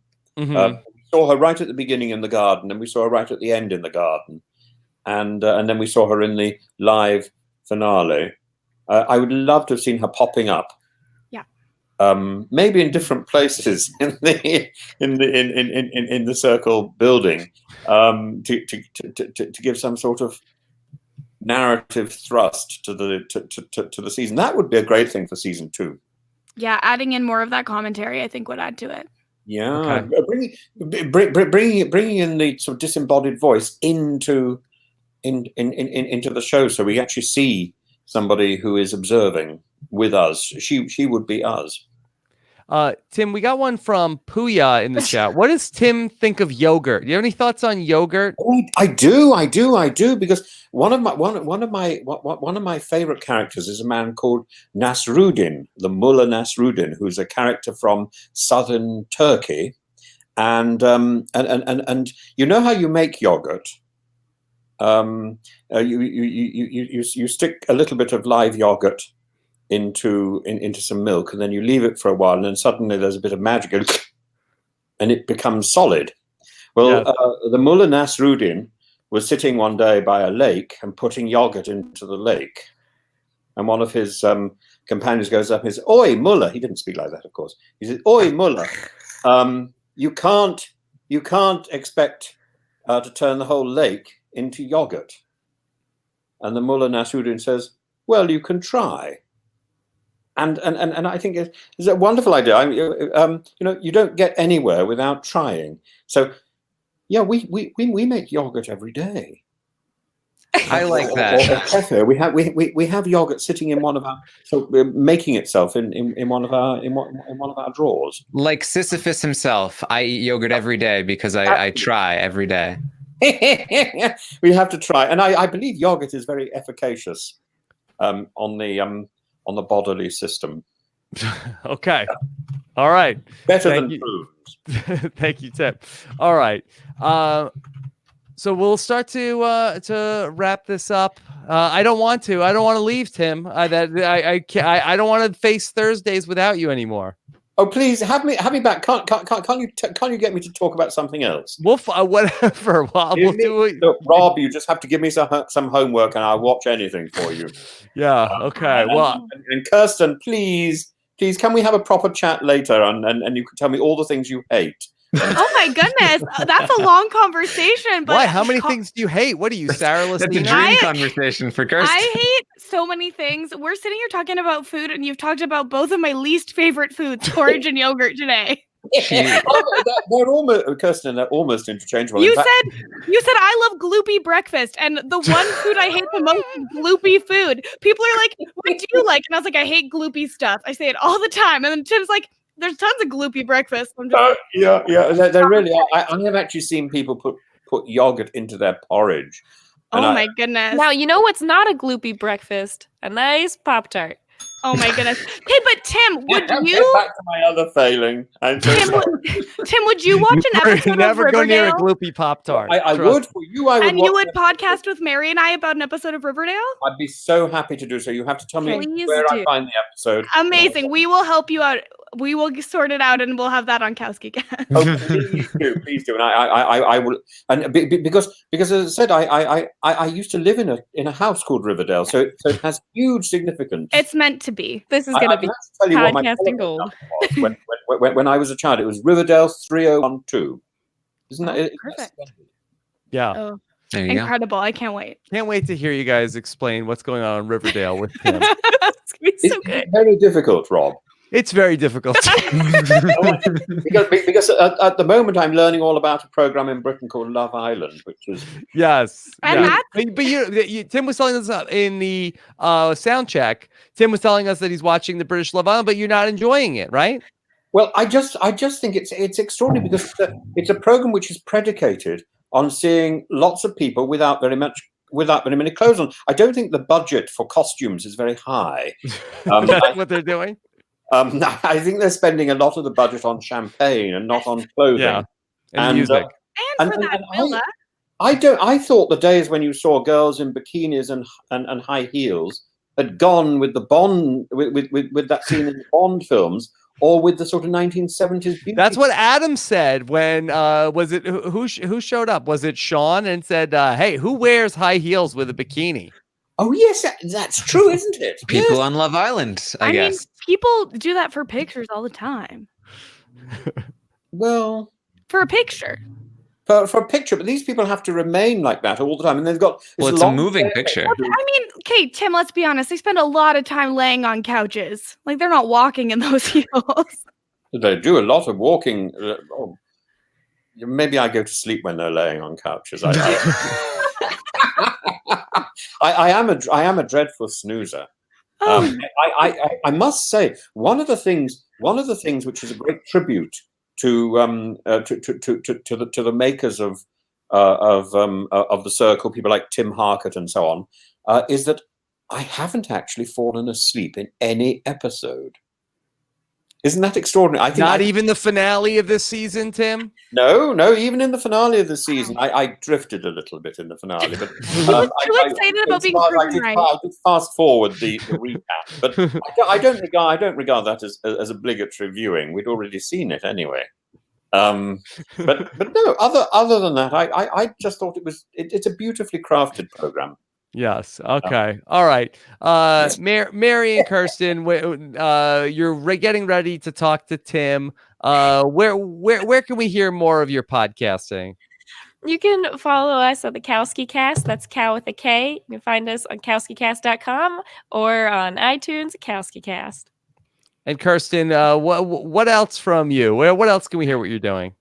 So you can follow me on all social media at Kirsten Said What, and you can catch me on my Twitch stream where I'm playing The Sims. I'm gonna probably actually go live tonight because my sleep schedule is all messed up and I miss my Sims. So if you want to see the aftermath of me saving Beth from the Grim Reaper, come Can check you me out. explain that, Tim? Do you know what The Sims are? Not entirely, but I it's some sort of simulacrum, isn't it? It's yes. That's exactly right. So I've created a family. They're living their lives, and my original sim has now reached what was supposed to be the end of her life. I accidentally aged her up, which was traumatizing, and then it told me she was about to die, so I gave her a youth potion, and then she was actually dying. She fell to the ground, and her child begged the Grim Reaper for her to not die, and she didn't die. So she's living on borrowed time, and I'm gonna cry when she dies. So. Tim, are you following this? This is a preview to the Riverdale podcast as Kirsten tries to explain Riverdale to Tim. No. If you think that I'm the one explaining anything in the Riverdale podcast, you're high, because Mary does all of the work and I just show up. I promise I'll do some explaining if I can't wait. This is good. I was going to say, Kirsten, I do have a small confession because I did spend a little bit of time as a games designer. Oh.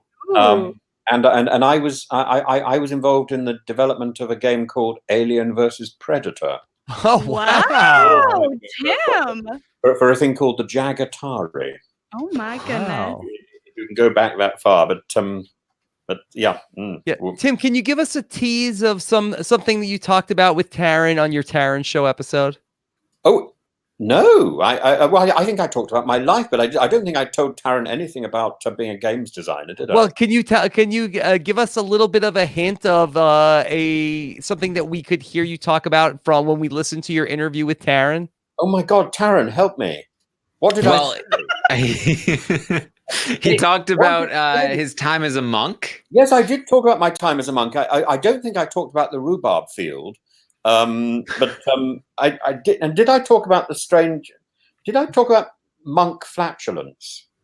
No. You might have briefly mentioned it, but maybe we should. I might have briefly mentioned it. It was yeah, but I think I did say that I was a very naughty monk because I found that it was possible to stay in bed an extra half an hour.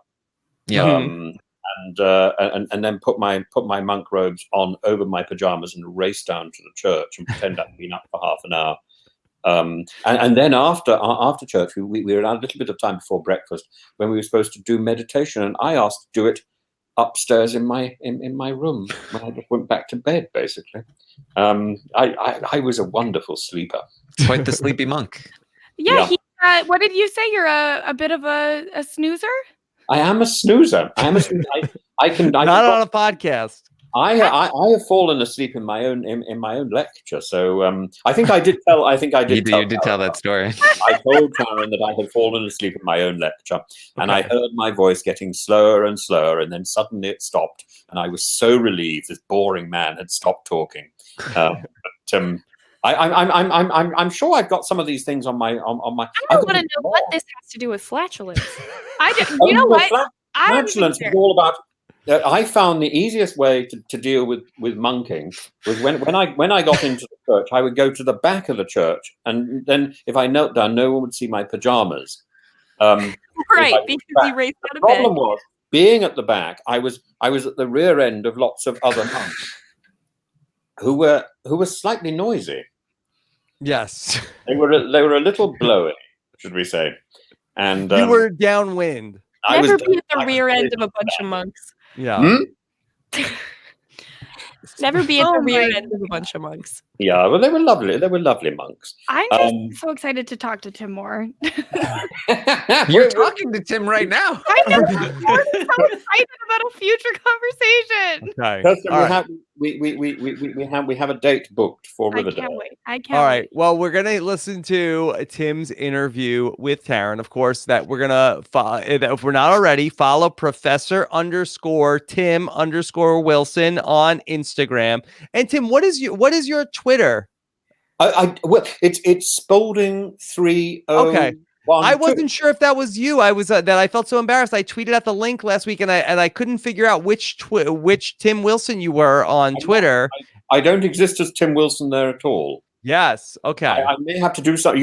Rob, you'll have to tell me how I do something to stop that. No, okay. You're at Spalding3012 on Twitter. Okay. Yep. All right. And so we'll be on the lookout for that. Then I think I got a YouTube channel too, for Zontul Films Limited. It's in the links. There you go. All right. There's Tim's YouTube channel. All there. It's all there. Thank you, Lone Ranger 158. Okay. And then Taran, we know you've got the interview with Tim coming up. What else is going on? We're going to have a Big Brother Year in Review podcast that'll be on Tuesday of next week. You can still find the survey for it if you want to fill out your own opinions there. You can find that on Twitter. I tweeted it out at Armstrong Taran. And of course, the sequester coverage is continuing. And you can find me on Twitch, YouTube, all the places, all the things. Yeah. Just do it. All right. I have to commend Taran. He has made it through 12 recaps of The Circle. But this is nothing for Taran. 12 podcasts in 3 weeks.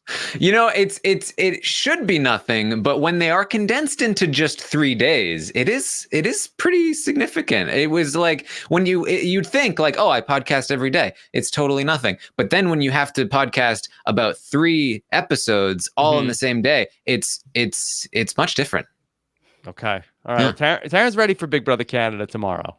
Yes. Ready to go. Okay. Very ready. And thank everybody who joined us for our Circle coverage here. We had so much fun getting to cover the Circle. Maybe we'll see if we have any more interviews that show up along the way. But we hope that if you've been enjoying this, you stick around for our Survivor coverage, which is getting closer and closer to the start of the new season. Make sure you subscribe to Rob Has a Podcast here at robhasawebsite.com/iTunes. And of course, that if you want to become a part of our Rob Has a Podcast patron community, you can head on over to robhasawebsite.com/patron to find out about everything that we have going on with our patron-only podcast feed, our patron-only Facebook groups, and much more going on at Rob Has a Podcast, robhasawebsite.com/patron. Take care, everybody. Thank you again for joining us. Bye.